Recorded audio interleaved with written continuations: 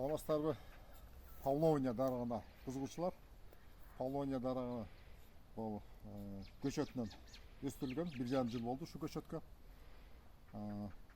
Көпчүлүгү таң калып сурайт, эмнеге кыркып салдым деп.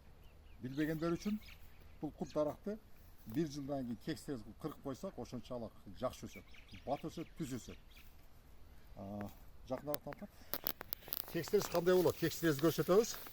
Жерге канча керек жакыныраак арылай бересиңер. Бул кут дарактын өзгөчөлүгү. Канчалык көп кырсак, ошончолук жакшы өсөт.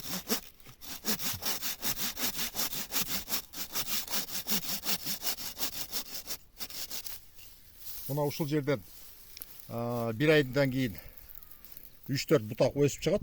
Ошонун жакшы өскөн бир бутагын калтырабыз да, калганын алып салабыз. Ошо бир бутагы 8 метрден кем эмес өсөт. Минимум 6, максимум 8-9 метрге чейин өсөт. Аны мен дагы тартып Инстаграмга чыгарып турам, көрсөңүздөр болот.